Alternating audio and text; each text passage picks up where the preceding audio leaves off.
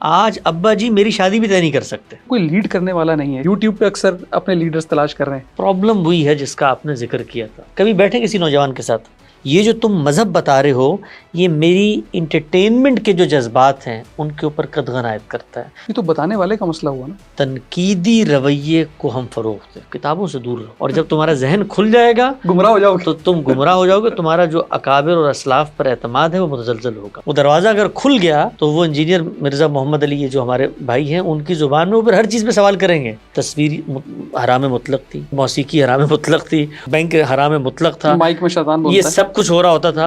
یار اگر یہ خدا کا دین ہے نا, اس کا مطلب اس میں کوئی جان نہیں. مذہب نہیں, سیاست, معاشرت, کلچر, ہر جگہ پر اسی سوچ کو لے کر جوڈیشری چلی گئی جناب شیخ سے, حکومت چلی گئی مسلمانوں سے, فیصلہ دینے کی نفسیات نہیں نکل. حرام حلال جائز ناجائز ورڈکٹ ہم نے اپنی نسلوں کو دیوبندی بریلوی وہابی اور یہ رکھنا ہے, اور ان کے ہاتھ سے دین ریت کی طرح سے رکھتا ہوا جا رہا. وہاں پر یہ چیز گالی نہیں ہے بچے کے لیے. ڈگری حاصل نہیں کرو گے تو ریڑھی لگاؤ. سب سے بڑے قومی میثاق کی ایسے توہین ہو سکتی ہے تو میں کیوں سگنل پہ رکوں, میں کیوں پھر رشوت کے بغیر کام کروں. اس کو چلنے دو یار, اس کے اندر لوگوں کو آنے دو, جمہور کو یہ فیصلہ کرنے کا حق دو. السلام علیکم ورحمۃ اللہ.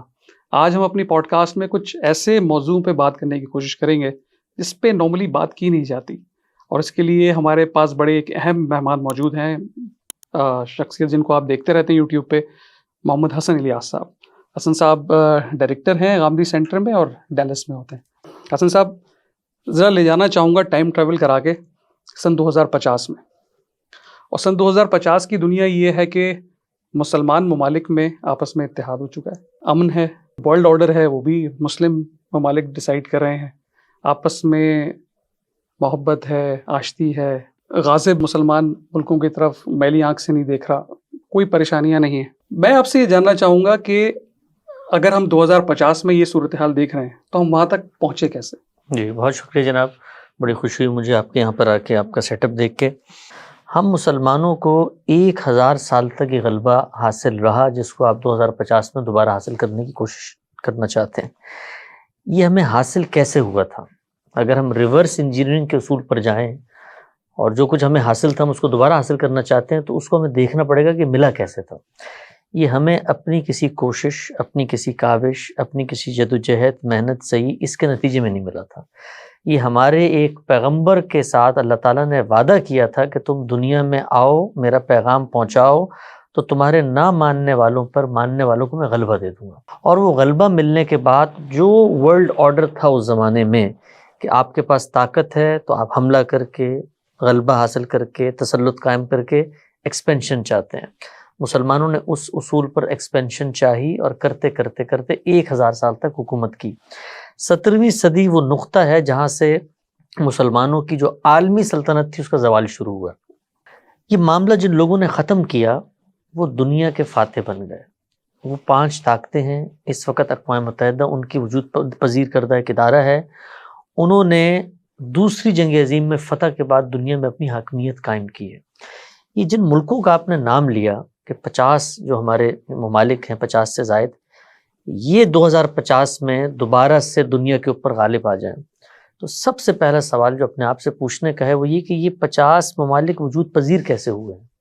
یہ 50 ممالک ان عالمی قوتوں اور دوسرے جنگ عظیم کے فاتحین نے لکیریں کھینچ کے وجود پذیر کی ہیں. یہ کوئی اپنی تاریخ کی بنیاد پر, انصاف کی بنیاد پر, عدل قائم اور قسط کی بنیاد پر تقسیم نہیں ہوئے, انہوں نے تقسیم کیا ہے. گویا ہم نیم خود مختاری کی زندگی اس وقت دنیا میں جی رہے ہیں. ہم اس نیم خود مختاری سے نکل کے دوبارہ عالمی طاقت بننا چاہتے ہیں. جب آپ خواہش کا اظہار کریں گے تو وہ آپ کی جھولی میں لا کر نہیں فتح کا پیالہ رکھ دیں گے. وہ تو عالمی قوتیں ہیں, عالمی طاقتیں ہیں, ورلڈ آرڈر کو چلا رہے ہیں. وہ تو آپ کو آپ کے ملکوں کے اندر پر مارنے کی اجازت نہیں دیتے. جب آپ اس بات کا اعلان کریں کہ ہم نیم خود مختار نہیں ہیں اور ہمیں غلامی سے آزادی چاہیے تو پھر آپ کو بتاتے ہیں کہ تمہاری کیا حیثیت ہے. آپ بننا چاہتے ہیں تو آپ بن جائیے. اس وقت تو صورتحال یہ ہے کہ ان قوتوں کی باجگزاری میں $1 ارب کی بھیک مانگنے کے لیے کاسہ گدائی لے کے آپ کے وزرائے اعظم پوری دنیا میں پھرتے ہیں اور ان کی آشیرواد سے آپ کے ملکوں کے نظام چلتے ہیں. تو خواب ضرور دیکھیے, یہ قوم خواب ہی دیکھ رہی ہے.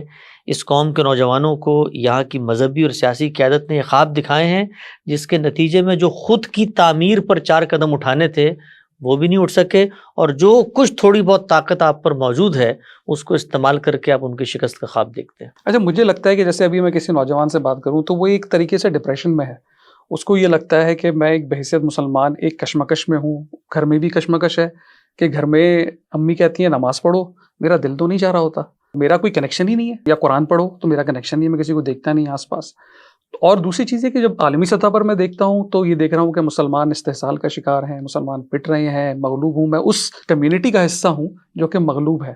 جب ہم 2050 میں موجود ہیں تو ہم نے وہ کیا چیزیں ترک کی، کیا چیزیں اپنائیں جس کی وجہ سے ہم وہاں تک پہنچ سکے؟ پہلا رستہ یہ کہ حقیقت کو پہچانیں، اور حقیقت یہ ہے کہ ہم شکست کھا چکے ہیں۔ جب آپ اس کو پہچانیں گے نا تو داخلی تعمیر کی طرف نگاہ ہوگی۔ مثال کے طور پہ 2 ملکوں کی میں آپ کو مثال دیتا ہوں، وہاں بھی مسلمان بستے ہیں، پاکستان سے باہر بھی مسلمان ہیں۔ پاکستان کے مسلمانوں کو یہ بات سوچنی چاہیے کہ صرف یہ دنیا، یہ اسلام، یہ سب پاکستان کے ارد گرد نہیں، اس سے باہر بھی ہیں۔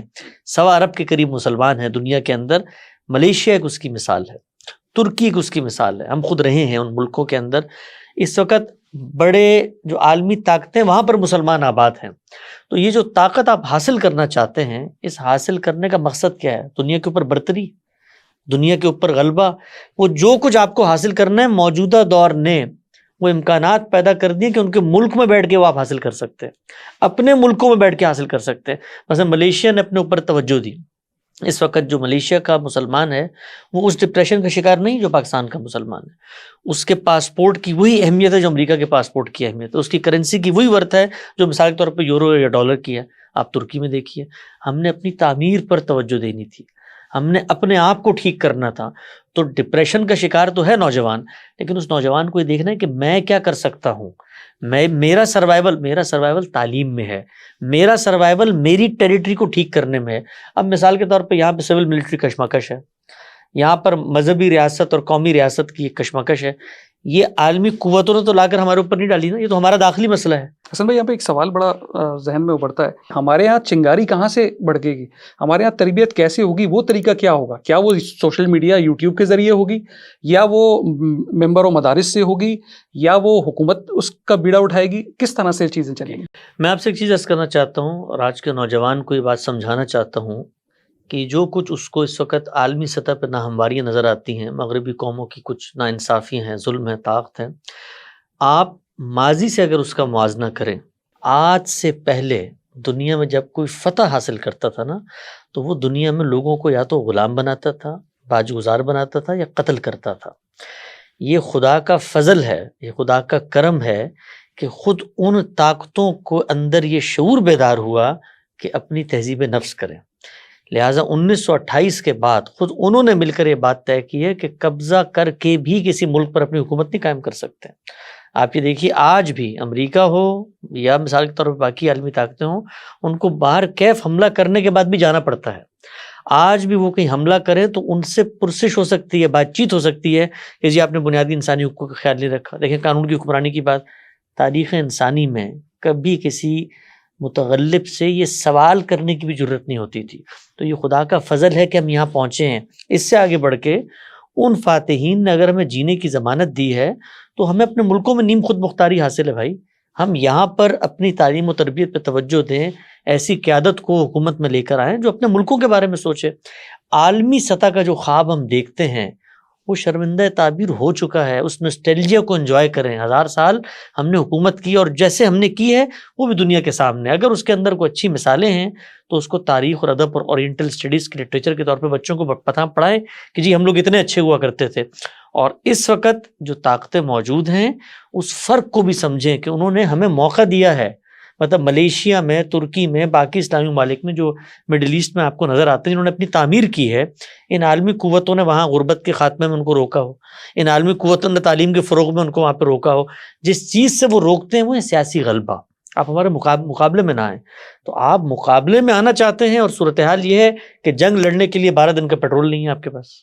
اچھا، ایک اور جو مسئلہ اس وقت ہے ہمارے پاکستانی بچوں کا، اور میرا خیال ہے بالعموم اور مسلمان بچوں کا بھی، ایک ڈپریشن کی صورتحال نظر آتی ہے۔ ابھی جو ڈپریشن کے نمبرز آتے ہیں اس میں بھی یہ چیزیں آ رہی ہوتی ہیں۔ مسلمان کو سکھایا جاتا ہے پہلی چیز کہ مایوسی گناہ ہے، مایوسی سے آپ کو بچنا ہے، اس کے لیے کوئی سوشل میڈیا کا راستہ مل گیا ہے ان کو. آپ کو لگتا ہے کہ یہاں پر ایک بڑا مسئلہ مسلمانوں کے اور پاکستان کے تناظر میں بچوں کی لیڈرشپ کا بھی مسئلہ ہے کہ ان کو کوئی لیڈ کرنے والا نہیں ہے, اسی لیے وہ آپ نے دیکھا ہوگا کہ وہ یوٹیوب پہ اکثر اپنے لیڈرز تلاش کر رہے ہیں؟ بالکل صحیح بات ہے, یہ بات بالکل صحیح ہے. پاکستان کے اندر مجھے یہ کرائسس نظر آتا ہے, اس کی وجہ ہے, دیکھیے ہم لوگ جس وقت یہاں پہ انگریز آئے ہیں تو اس کے بعد ایک تہذیبی رپچر ہوا. ہماری ایک ہسٹری تھی, تاریخ تھی, ہماری اپنی ہیرو شپ تھی, ہمارا لٹریچر تھا, ہمارا ادب تھا. ہم اس کو اون کر کے اس تہذیبی روایت کو اگلی نسلوں میں منتقل کرتے تھے. اس سے اعلیٰ سطح کی زبان وجود میں آتی تھی. اعلیٰ زبان اس تک وجود میں نہیں آ سکتی جب تک اعلیٰ خیال وجود میں نہ آئے. تو یہ سب ہمارا ماضی تھا. انگریز جب یہاں پر آئے ہیں تو اس کے بعد ہم نے مزاحمت کی, رد عمل میں لڑائی کی, ان سے فتح کی, ایک کوشش کی. اس کے نتیجے میں ہمارا تہذیبی رپچر ہوا ہے. خود ہماری تاریخ, ہمارے آبا کی روایت, ہمارے ہیرو شپ, ان سے ہم کٹے ہیں. دوسرا ایک دائمی مخاصمت اور کرائسس ہے جس میں پچھلے 100 سال میں اس خطے کے عوام لگے ہوئے ہیں. یعنی آپ دیکھیں مستقل لڑائی ہے, ایک دن بھی استحکام کا نہیں آیا. وہ نہ معاشی استحکام ہے نہ سیاسی استحکام ہے.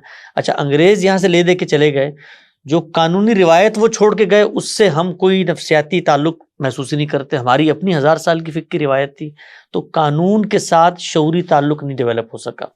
پھر چونکہ مزاحمت مخاصمت کی نفسیات بن چکی تھی تو قانون کی حکمرانی اور قانون کے آگے سرنڈر کرنا, یہ جو اس وقت آپ کو کراچی کے اندر مثال کے طور پہ سگنل کو توڑتے ہوئے ایک شخص کے اندر جرأت نظر آتی ہے, یہ ایک دن میں پیدا نہیں ہوتی.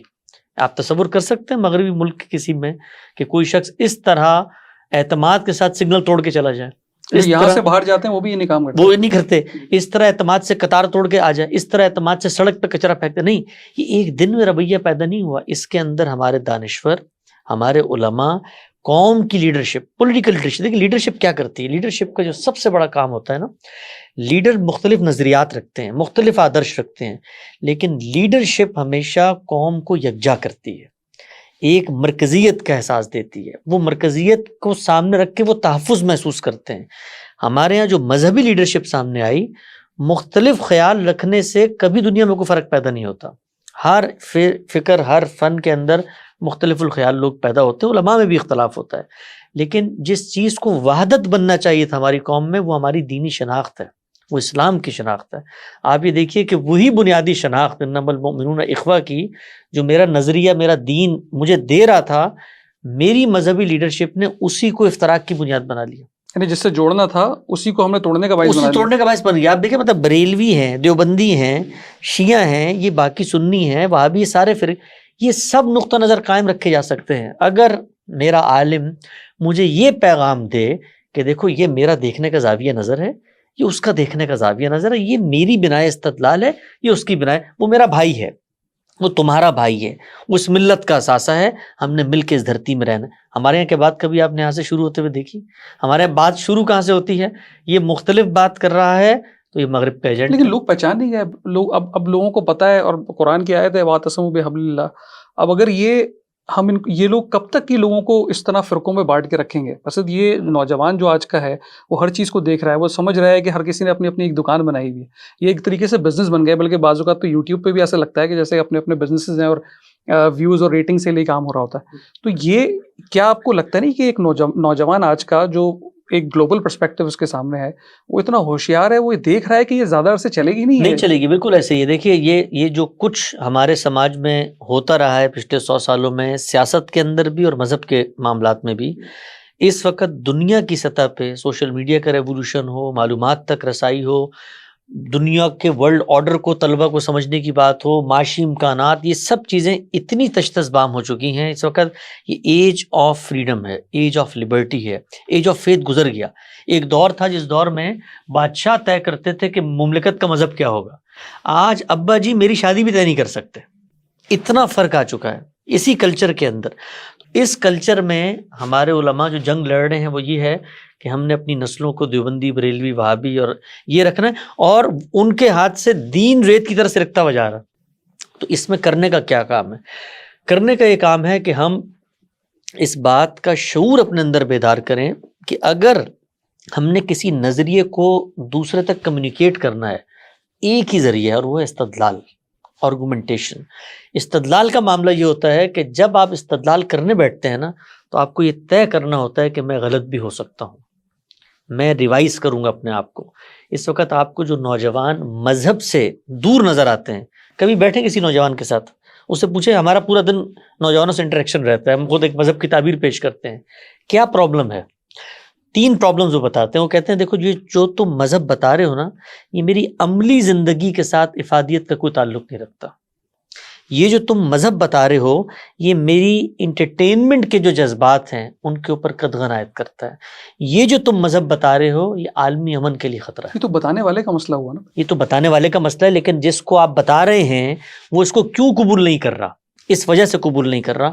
تو اب جو بتانے والے ہیں, میں ان سے مخاطب ہوں چونکہ میں خود بتانے والا ہوں. اگر ہم نے اپنی نسلوں کو اس دین پر قائم رکھنا ہے تو ہمیں اسلام اور اسلام کا تھاٹ انڈرسٹینڈنگ ان 2 چیزوں کو الگ کرنا پڑتا ہے. سب بڑی اہم بات آپ نے کی. تو یہ راستہ کیا ہوگا؟ مقصد آپ نے جیسے لیڈرشپ کا کہا, تو اس وقت کرنے کا کام کیا ہے؟ کیا ہمیں کیوریکولم میں ایسی تبدیلی لانی ہوگی؟ اپنے وے آف ٹیچنگ کو بدلنا پڑے گا. جو ہمارے چاہے اسکول ہو, مدارس, وہاں پہ کسی کو سوال کی اجازت نہیں ہے, اس کو بدلنا پڑے گا. لوگوں کو ذہن کھولنا پڑے گا, کیونکہ ہمارا مذہب تو کسی سے ڈرتا نہیں ہے. ہم کیوں اتنے ڈرنے لگے ہیں؟ مذہب تو اوپن چیلنج کرتا ہے, آیتوں کو کہتا ہے کہ کوئی ایک آیت لا کے دکھاؤ, اور ہم جو ہے وہ اتنا ڈر گئے کہ اپنے آپ کو ہم نے بند کر لیا, نہ سائنس کے سامنے بھی بے بس ہو گئے. جی اس دور میں ہم نے بالکل ہاتھ پیر چھوڑ دیے. اس کی وجہ ہے نا کہ ہم اپنی اس تہذیبی روایت سے بھی منقطع ہو گئے. ایک کام آپ نے کہا کرنے کا کیا کام ہے, ایک کام, وہ ایک کام یہ ہے کہ اپنی سوسائٹی میں تنقیدی رویے کو ہم فروغ دیں. دیکھیے جو تنقید ہے نا, تنقید برداشت کے ساتھ, برداشت کے تنقید کا مطلب, ہمارے یہاں تنقید کا مطلب ایک اتنا منفی تاثر میں, تنقید علم میں آگے بڑھنے کا واحد راستہ ہے. دیکھیے تنقید کا مطلب یہ ہوتا ہے کہ جو کچھ میں مانتا ہوں میں نے کرٹیکلی اس کو ایویلیویٹ کرنا ہے, اور جو کچھ آپ کہہ رہے ہیں اگر میں اس کو ایکسیپٹ کر رہا ہوں تو اس کی ریشنل, اس کے میرٹ کی بنیاد ریزننگ پہ کام کر رہا ہوں. ہمارے ہاں مذہبی آرگومنٹ جو پیش کیا جاتا ہے وہ تنقید سے مبرہ ہے.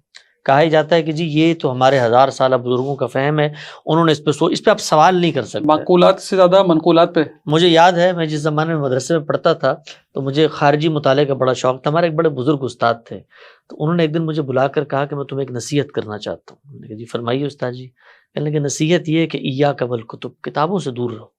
اور یہ کتابیں جو ہیں یہ تمہارا ذہن کھول دیں گی, اور جب تمہارا ذہن کھل جائے گا گمراہ ہو جاؤ گے, تو تم گمراہ ہو جاؤ گے. تمہارا جو اکابر اور اسلاف پر اعتماد ہے وہ متزلزل ہوگا. یہ بظاہر تو ایک چند جملے ہیں, لیکن اگر آپ غور کریں, ہم مذہب نہیں, سیاست, معاشرت, کلچر, ہر جگہ پر اسی سوچ کو لے کر چلیں. مکھی میں مکھی بٹھا. ہمارے والدین کوئی بات کرے کبھی استدلال نہیں ہوگا, ہمارے لیڈرشپ کو بات کرے کبھی استدلال نہیں, اور اس پر آمادہ نہیں ہوتے. یورپ کے اندر یہ جو کچھ آپ کو نظر سائنس کی طریقے نظر آتی ہے, یہ تنقیدی سوچ کی غمازی ہے. تنقیدی سوچ کو پروان چڑھنے دیں گے تو نوجوانوں کو پتہ چلے گا کہ یار یہ جو کچھ افکار یہ ریوزٹ ہو سکتے ہیں. یہ جب ریوزٹ ہوں گے تو ان کے لیے امید کی کرن جاگے گی.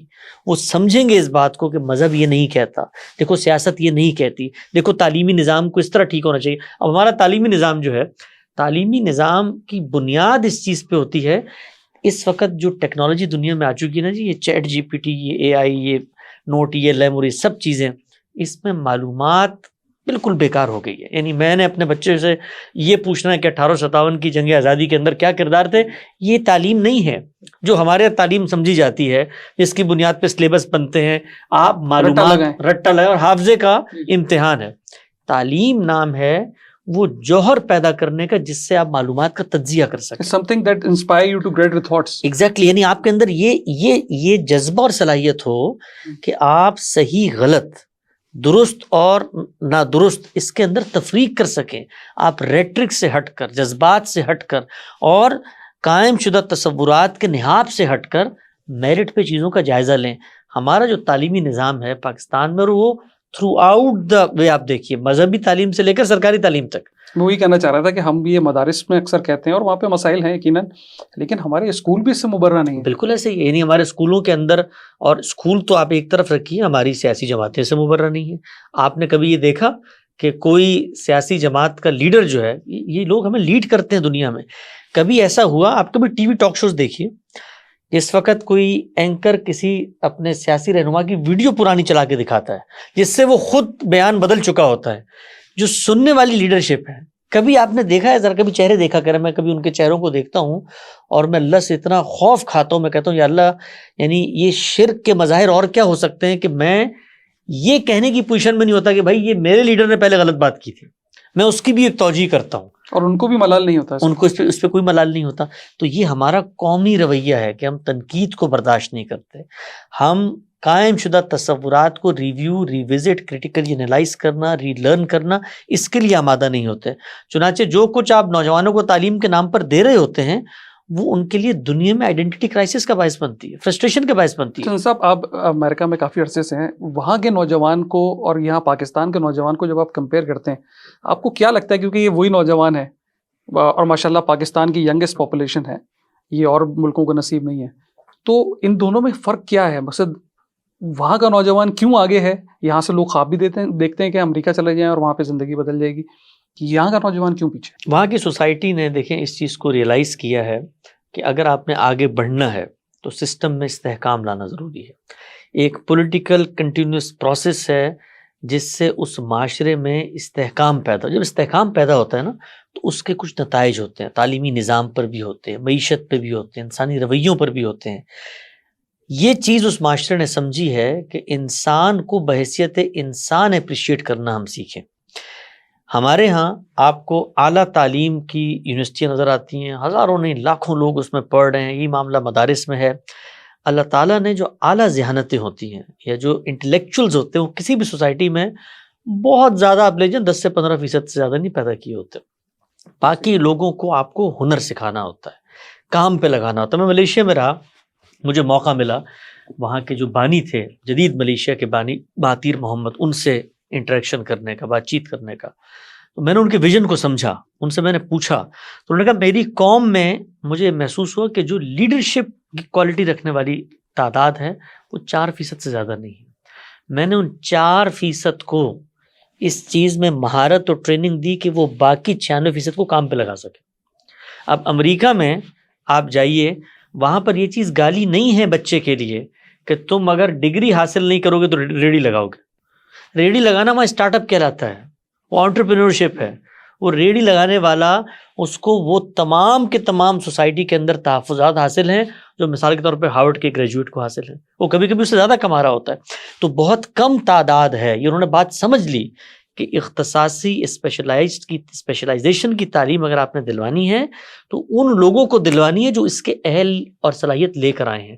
لہٰذا امریکہ میں ہائی اسکول کی ایک تعلیم ہوتی ہے جو براڈ بیس ایجوکیشنل سسٹم ہے، وہ ورلڈ لینگویجز کو جانتے ہیں، اپنی ڈیموگرافک کو جانتے ہیں، ہسٹری کو جانتے ہیں، کلچر کو جانتے ہیں، بیسک کامن سینس کی اسکلز آتی ہیں، پھر سوسائٹی میں ہنرمندی کی طرف جاتے ہیں۔ ہمارے یہاں نوجوانوں کو جو چیز سمجھنے کی ہے وہ یہ ہے کہ تعلیم اس چیز کا نام نہیں ہے کہ آپ کے ہاتھ میں اعلیٰ درجے کی ڈگری ہے۔ تعلیم آپ نے اپنے شعور کی تہذیب کرنی ہے، وہ کسی بھی سطح پر ہو، اور پھر اس کے بعد کسب معاش ہے، کمانے کے جو ذریعے ہیں اس کا تعلیم سے کوئی تعلق نہیں ہے۔ اچھا، وہاں پہ ان کی جو سوسائٹی ہے اس میں جو ریلیجیس طبقہ ہے، جو ان کے کہہ لیں کہ علماء ہیں، ان کا کتنا رول ہے ان کی فکر کو، ان کی تھاٹس کو شیپ اپ کرنے میں؟ کیونکہ یہاں پر تو آپ دیکھتے ہیں کہ یہاں پہ بڑا ایک اہم رول ہے۔ ایک بچہ جب وہ یونیورسٹی سے کہیں باہر نکلتا ہے تو وہ ان چیزوں میں پھنسا رہتا ہے، مخمسوں میں، کیا میں صحیح کر رہا ہوں؟ فار ایگزامپل میں ٹی شرٹ جینس پہن رہا ہوں، ٹھیک ہے، میں داڑھی رکھوں نہیں رکھوں، میں میوزک سنوں یا نہیں سنوں، یہ بہت سے ایسے مسائل ہیں جو میرا خیال ہے کہ وہاں پہ نوجوان کو سامنا نہیں، یہاں پہ سامنا ہے اس کا۔ تو وہاں کے کیا کوئی ریلیجس جو ان کی لیڈرشپ ہے، کوئی وہ رول پلے کرتی ہے بچوں کی تربیت میں؟ کیونکہ یہاں پر تو بہت امپورٹنٹ ہے اور یہاں پر اس طرف کوئی توجہ نہیں۔ جی، وہاں پر اصل میں وہ سفر صدیوں پہلے پائے تکمیل تک پہنچ چکا ہے، جہاں پر ریلیجس لوگوں کی رجیم نے اپنے مذہبی تصورات کو سوسائٹی پہ امپوز کیا، اس قدر امپوز کیا کہ سوسائٹی نے ریوالٹ کر کے مذہب اور شریعت سے جان چھڑوا لی، آزاد ہو گئے۔ جو سفر وہاں پہ ہوا ہے نا، یہ انسانیت کا سفر ہے۔ ہمارے یہاں کے مذہبی طبقے کو بھی ابھی بات سوچنی چاہیے کہ ایک وقت تک تو یہ چیز چلے گی کہ آپ اپنے تصورات کو، اور وہ آپ کے تصورات ہیں جس کو آپ ریوزٹ کرنے کے لیے تیار نہیں ہیں، اور آپ کی اپنی تاریخ میں وہ ریوزٹ ہوتے چلے آئے ہیں۔ یعنی جو اسلام کی، مسلمانوں کی علمی تاریخ ہے، اس کے اندر اتنا ایوولوشن ہے، اس کے اندر اتنا ارتقاء ہے، اس کے اندر اتنی زندگی اور حیات ہے کہ وہاں پر فلسفہ، کلام، تصوف، تاریخ، ادب، ہر چیز میں نابغہ لوگ پیدا ہو رہے ہیں، ایک دوسرے پہ تنقید کر رہے ہیں۔ جو آج آپ کو 4 مسالک نظر آتے ہیں، آج ہم اس کے اوپر فوسلائزڈ ہو کے بیٹھ گئے، بھائی وہ بھی تو پیدا ہوئے نا کسی دور میں، اور جس دور میں وہ پیدا ہوئے اس دور میں اور سینکڑوں مکاتب فکر بن رہے تھے۔ تو وہاں پر تو سوسائٹی نے اپنی جان چھڑائی اس چیز سے۔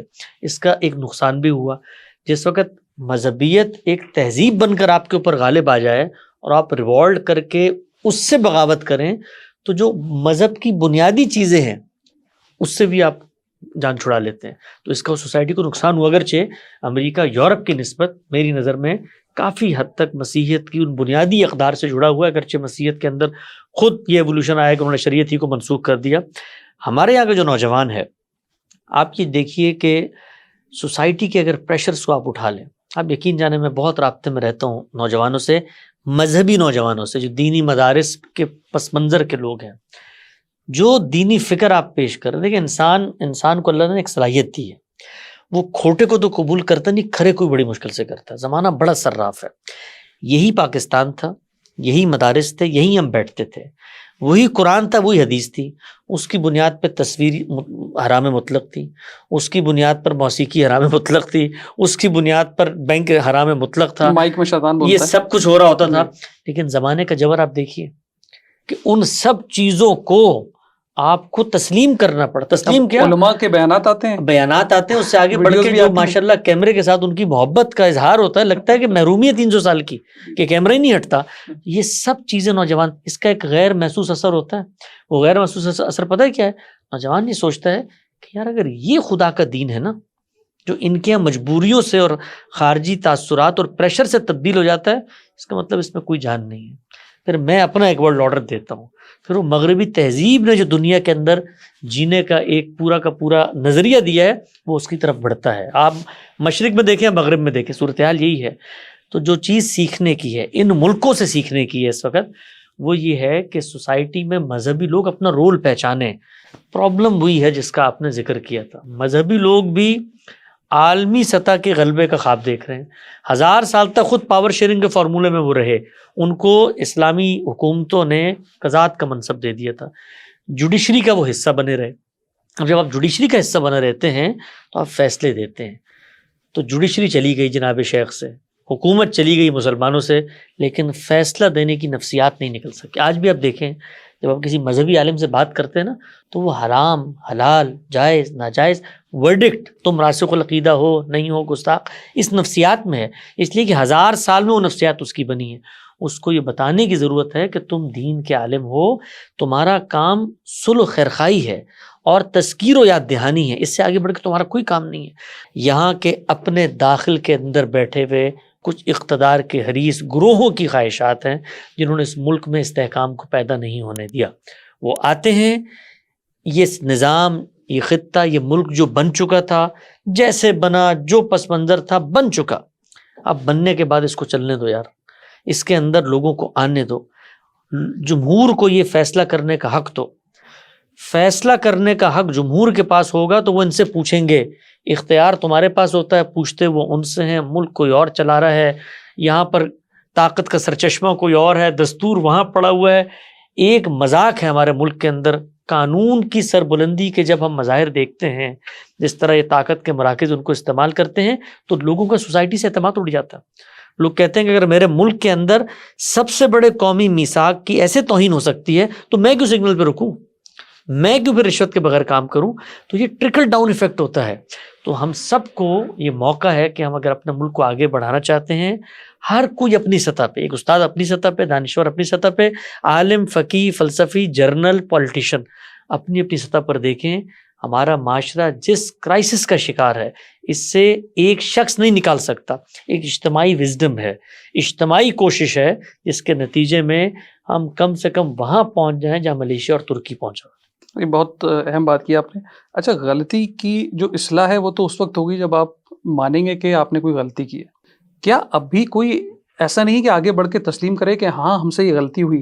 ہم اس وقت پر اگر آپ کو صحیح بتاتے اب ہم سے غلطی ہوئی لیکن اب ہم آگے بڑھتے ہیں، اگر وہ غلطی مان لیں، نہیں میں بتاتا ہوں، اگر وہ غلطی مان لیں تو جن لوگوں کو انہوں نے یہ یقین دلایا ہوا ہے کہ ہم 100% درست ہیں، مستند ہے میرا فرمایا ہوا، مستند ہے میرا فرمایا ہوا، تو آپ کو یہ ماننا پڑے گا آپ انسانی جگہ پہ کھڑے ہوئے ہیں، اور پھر یہ بھی ماننا پڑے گا کہ آج جو کچھ آپ کہہ رہے ہیں اس پر بھی کرٹیسزم ہو۔ وہ دروازہ نہیں کھولنا چاہتے، وہ دروازہ اگر کھل گیا تو وہ انجینئر مرزا محمد علی یہ جو ہمارے بھائی ہیں ان کی زبان میں وہ پھر ہر چیز پہ سوال کریں گے، وہ پوچھیں گے پھر تمہارے باپ جو ہیں یہ کیسے، یعنی وہ دروازہ بند رکھنا ہے۔